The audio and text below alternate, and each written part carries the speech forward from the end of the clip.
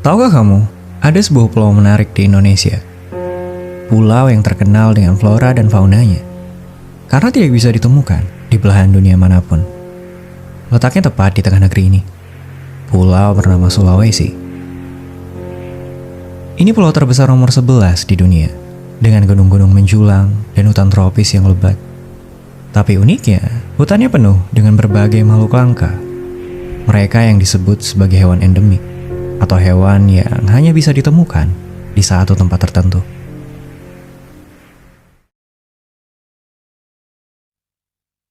Ketika matahari turun dan malam makin mendekat, ini adalah waktu yang tepat untuk makhluk satu ini keluar dan menghadapi dunia. Ukurannya kecil, cuma sekitar 13 cm, tapi mereka pelompat yang luar biasa. Panjang kakinya 2 kali lipat dari panjang badannya, membuat hewan ini bisa melompat dari pohon ke pohon sampai jarak 3 meter. Mereka diberi nama Tarsius, salah satu primata terkecil di dunia. Karena termasuk primata, mereka sebetulnya masih berkerabat dengan monyet dan kera. Tapi karena tampilannya mirip tikus, orang-orang kadang menyebut mereka balau cengkeh atau tikus jongkok.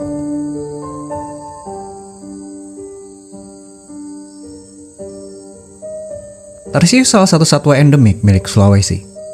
Biarpun bisa ditemukan di Filipina, Malaysia, dan Brunei, tapi spesies yang ada di sana berbeda. Tarsius terbagi dalam 3 kelompok genus. Genus Carlito yang hidup di Filipina, genus Cephalopacus yang ada di Kalimantan, dan genus Tarsius yang hanya bisa ditemukan di Sulawesi. Tarsius yang ada di Sulawesi dikenal juga sebagai spectral tarsier dan dibagi menjadi 12 spesies. Mereka punya tubuh kecil, ekor panjang, dan mata yang besar. Namun yang menarik, biarpun ukurannya kecil, makhluk ini karnivora. Mereka predator yang hebat. Dengan gigi super tajam, Tarsius akan memangsa serangga, kelelawar, burung kecil, dan bahkan ular.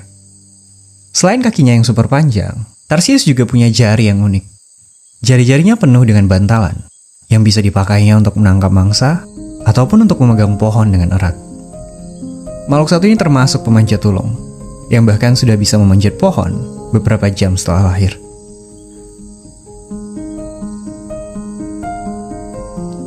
Tarsius juga punya mata yang unik. Matanya besar, jauh lebih besar ketimbang otaknya. Bahkan lebih besar ketimbang perutnya. Sebegitu besarnya, sampai mata ini tidak bisa digerakkan. Untuk bisa melihat ke samping, Tarsius harus memutar lehernya. Karena itu, mereka punya kemampuan unik. Tarsius bisa memutar kepalanya sampai 180 derajat. Seperti burung hantu.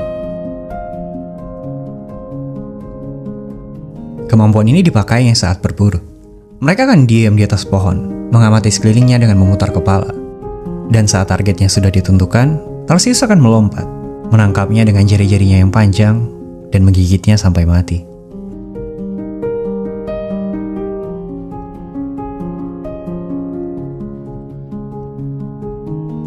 Tapi matanya bukan cuma besar, namun juga tajam. Terutama di malam hari, mereka bisa mengamati sekelilingnya dengan jelas. Membuat predator lucu ini lebih suka keluar saat hari mulai gelap.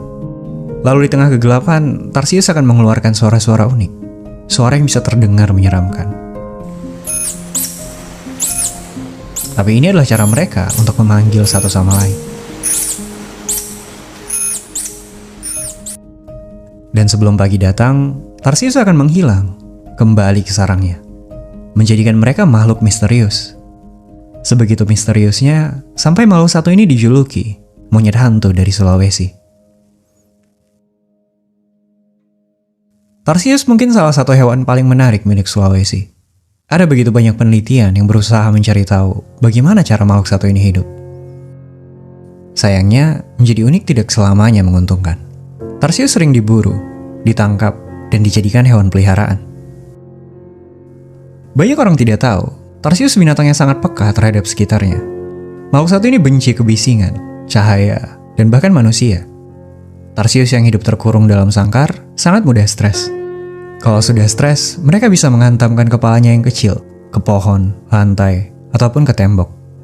Banyak Tarsius yang dijadikan peliharaan akhirnya mati sia-sia. Karena itu, penangkaran terbaik untuk mereka adalah habitatnya sendiri.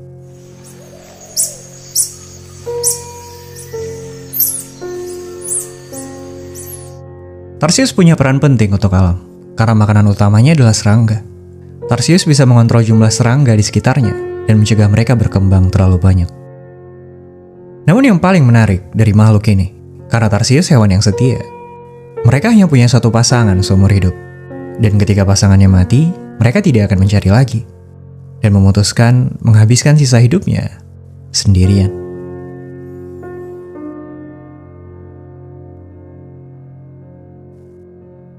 Tapi ini bukan satu-satunya hewan menarik milik Sulawesi. Karena hampir 50% hewan bertulang belakang yang hidup di pulau ini tidak bisa ditemukan di tempat lain. Bahkan mamalia non-volan atau mamalia yang hidup di darat tapi tidak bisa terbang, hampir 90%-nya endemik. Artinya tidak bisa ditemukan di belahan dunia manapun kecuali di Sulawesi.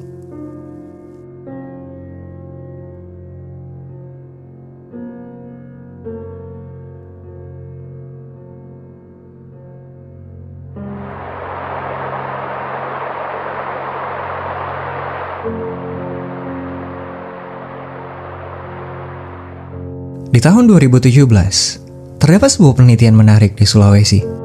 Tepatnya di gua bernama Leang Tedonge, di Sulawesi Selatan.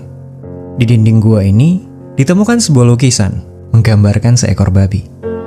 Tapi tahukah kamu, ini adalah lukisan gua tertua di dunia yang menggambarkan seekor binatang. Usianya diperkirakan mencapai 45.000 tahun.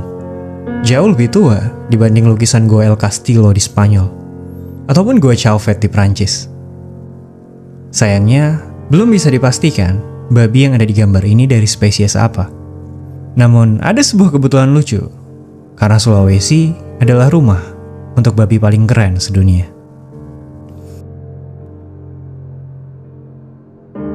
Babi rusa dijuluki babi paling unik sedunia. Mereka masuk dalam famili Suidae, keluarga hewan yang sering disebut babi atau celeng. Karena itu, babi rusa lebih dekat dengan babi ketimbang dengan rusa. Tapi kenapa namanya ditambah rusa? Tentu ada kaitannya dengan tanduk unik yang ada di kepala mereka.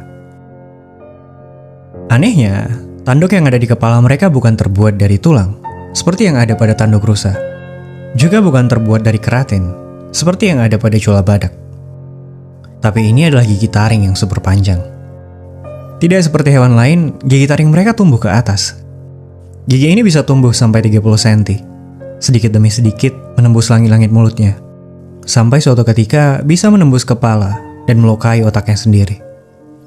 Taring ini cuma tumbuh di babi rusa jantan, sementara yang betina tampilannya biasa saja. Sayangnya belum ada yang bisa memastikan apa gunanya taring ini. Ada teori yang mengatakan ini dipakai untuk membuka jalan saat ada di hutan. Ada juga yang mengatakan kalau taring ini untuk melindungi kepala mereka saat bertarung satu sama lain. Tapi kalau mereka terlalu sering bertarung, taring ini malah bisa menusuk kepalanya dan melukai dirinya sendiri. Seakan-akan mereka diberi taring supaya tidak bertarung satu sama lain. Kalau dibanding dengan babi pada umumnya, babi rusa punya kepala yang kecil, kaki yang lebih panjang, dan tubuh yang hampir tidak berbulu. Panjangnya bisa lebih dari 1 meter dan berat sampai 100 kg. Mereka termasuk mamalia yang menyusui anaknya. Karena itu, biarpun lebih suka hidup menyendiri di tengah hutan, kadang mereka bisa membentuk kelompok-kelompok kecil. Babi rusa betina bisa melahirkan 1-2 anakan. Anaknya akan disusui selama 1 bulan, sampai kemudian bisa mencari makannya sendiri. Setelah 10 bulan, mereka akan sampai di tahap dewasa, dan bisa hidup sampai 24 tahun. Biarpun tampilannya menakutkan, babi rusa termasuk omnivora. Mereka memakan daun, buah, akar, termasuk hewan kecil seperti ulat dan larva. Makanan favoritnya seperti buah raau dan pangi, buah terkenal yang ada di Sulawesi. Mereka punya rahang yang sangat kuat, bisa memecahkan buah ataupun kacang yang keras dengan mudah. Tapi tidak seperti babi lain yang suka menggali tanah untuk mencari umbi-umbian. Mereka lebih suka mencari makanannya di atas tanah, terutama di tanah yang lembut dan berlumpur. Tapi tahukah kamu, makhluk satu ini punya peran penting untuk alam. Karena biji dari buah-buahan yang mereka makan akan dikeluarkan lagi lewat kotoran. Biji tadi akan tumbuh dan berubah menjadi pohon-pohon baru, membuat hutan mereka terus terjaga keberlangsungannya. Selain itu, babi rusa juga punya kebiasaan hidup di lumpur. Satu hal penting tentang hewan yang suka hidup di lumpur, seperti badak dan kerbau, sebenarnya punya peran penting untuk ekosistem di sekitarnya. Karena tanah endapan lumpur seringkali merupakan tanah aluvial yang mengandung unsur hara tinggi. Tanpa disadari, hewan-hewan ini akan menyuburkan tanah di sekitarnya saat lumpur yang menempel di badannya terbawa ke tempat lain. Tadinya, ada 4 jenis babi rusa di alam liar. Mereka tersebar dari Sulawesi, Pulau Togean, sampai ke Pulau Buru. Namun saat ini hanya tersisa 3 setelah subspesies babi rusa bola batuensis yang ada di Provinsi Sulawesi Selatan dinyatakan punah. Sementara 3 subspesies yang tersisa masuk dalam daftar Appendix 1, yang artinya dalam kondisi kritis. Belum ada data spesifik tentang jumlah babi rusa di alam liar, tapi diperkirakan kurang dari 5.000 ekor. Sayangnya, jumlahnya kian menurun. Mereka masih terus diburu untuk dikonsumsi, kadang juga dibunuh karena merusak lahan pertanian. Sementara hutan tempat tinggalnya terus menyempit karena pembukaan lahan dan pertambangan. Bahkan status mereka sebagai hewan dilindungi nyaris tidak mampu menyelamatkan makhluk satu ini.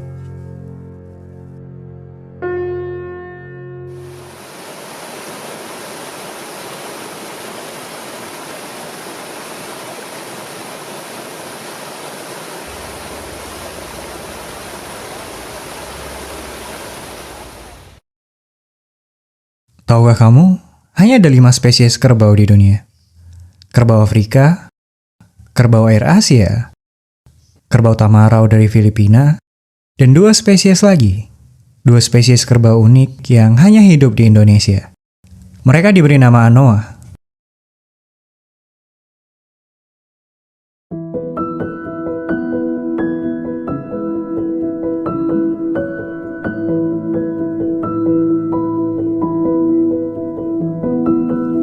Anoa dataran rendah dan anoa dataran tinggi. 2 jenis kerbau yang hanya bisa ditemukan di Sulawesi. Satu hal yang membuat mereka menjadi menarik, karena ukurannya. Anoa dataran rendah beratnya berkisar 200 kg, sementara anoa dataran tinggi beratnya kurang dari 150 kg. Coba bandingkan dengan kerbau jenis lain. Misalnya kerbau Afrika yang beratnya bisa sampai 1000 kg. Atau kerbau air Asia yang beratnya bisa sampai 1200 kg. Karena itu, anoa dijuluki sebagai kerbau terkecil di dunia. Anoa masuk dalam famili Bovidae atau keluarga kerbau. Kelompok ini terdiri dari mamalia herbivora dengan ciri-ciri berupa tanduk yang terdapat pada hewan jantan ataupun betina. Sama seperti anoa yang akan punya tanduk saat sudah dewasa. Karena itu, makhluk ini kadang disebut juga sebagai sapi hutan. Tapi, walaupun tampilannya mirip dengan sapi, hewan satu ini sangat sulit untuk diternakkan. Karena mereka jauh lebih agresif dibanding dengan sapi atau kerbau domestik. Anoa pada dasarnya hewan pemalu. Mereka lebih suka hidup menyendiri jauh di tengah hutan. Tapi kalau merasa terancam, mereka juga bisa menyerang dan melawan dengan tanduknya. Walaupun kadang mereka lebih suka menyelamatkan diri dengan menceburkan tubuhnya ke rawa-rawa. Anoa pada dasarnya hewan soliter yang lebih suka menghabiskan waktunya sendirian. Tapi kadang ada juga yang membentuk kelompok-kelompok kecil. Ada anoa jantan, betina, dan anak mereka. Seekor anoa bisa hidup sampai 25 tahun dan sudah bisa bereproduksi sejak umur 2-3 tahun. Tapi mereka biasanya hanya melahirkan 1 anak. Itu sebabnya pertumbuhan populasi hewan satu ini termasuk lambat. Anoa sangat menghindari manusia, terutama karena makhluk satu ini sering diburu. Selain karena dagingnya yang bisa dimakan, kulitnya juga bisa dipakai untuk kerajinan. Dan tanduknya bisa dijadikan berbagai macam peralatan. Membuat mereka sering kali dicari untuk dibunuh. Dan menjadi salah satu hewan yang paling mendekati kepunahan di Sulawesi. Tapi ada satu hal penting tentang anoa. Biarpun merupakan kerbau terkecil di dunia, di Sulawesi mereka adalah mamalia terbesar dan punya area jelajah yang sangat luas. Satu hal tentang mamalia berukuran besar, seperti gajah, badak, dan jerapah, sebenarnya punya peran penting untuk ekosistem di sekitarnya. Saat mereka berjalan, makhluk ini akan menginjak biji-bijian yang jatuh dan mendorongnya masuk ke dalam tanah, sehingga biji-biji tadi bisa tumbuh menjadi pohon-pohon baru. Juga karena ukurannya besar, benih-benih tanaman akan menempel di badannya dan terbawa ke tempat lain. Anoa juga memakan lebih dari 146 jenis tumbuhan, termasuk puluhan jenis buah yang ada di hutan. Karena itu, mereka bisa mengendalikan populasi semak belukar, sekaligus menyebarkan biji dari buah-buahan yang mereka makan. Semua hal tadi dilakukannya kemanapun mereka pergi. Dan itulah alasan kenapa Anoa dikenal sebagai umbrella species atau spesies payung. Spesies yang membantu keseimbangan alam di wilayah yang sangat luas.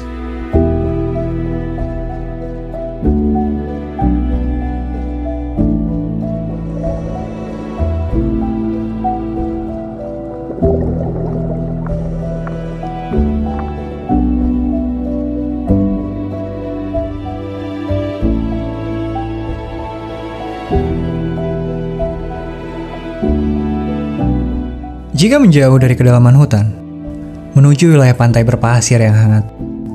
Di sini, hidup salah satu burung paling eksotis, Maleo.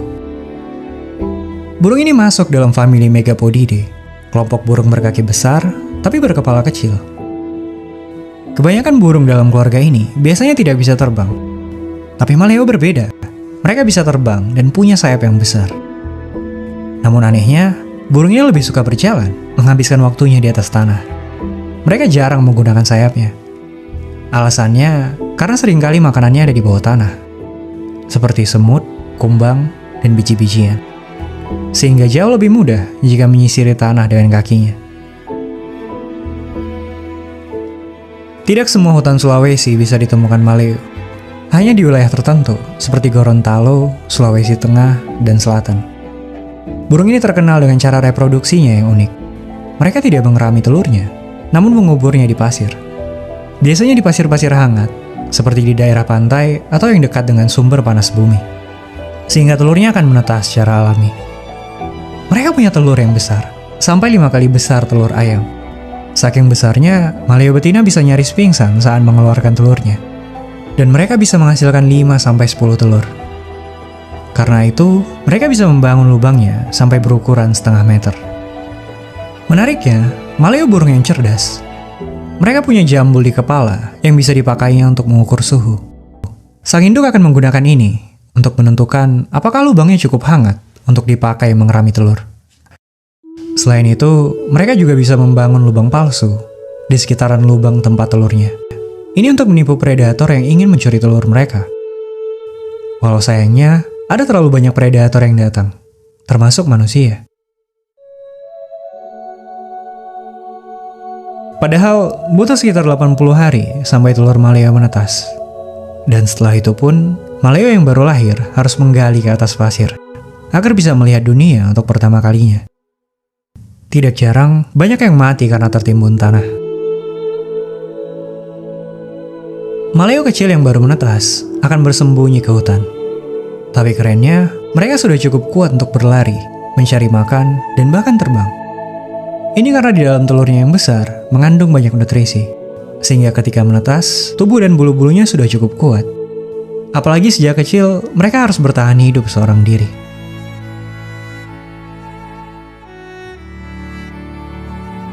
Namun yang paling menarik dari burung satu ini, karena kebersamaannya. Pada musim kawin, Maleo jantan dan betina akan terbang berpasangan. Mereka akan menggali lubang untuk telurnya bersama-sama. Saat betinanya bertelur, Maleo jantan akan berjaga di luar lubang dan memastikan betinanya dalam kondisi yang aman. Setelah betinanya bertelur, mereka akan bergantian menutup lubang.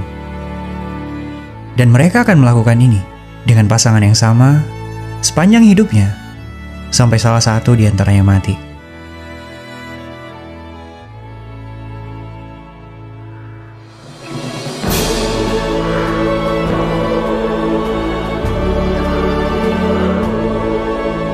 Ada begitu banyak hewan menarik di Sulawesi.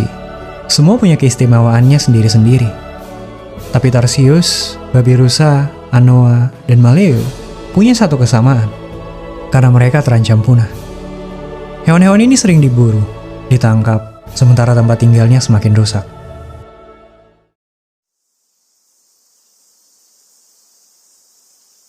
Hutan adalah tempat yang menarik.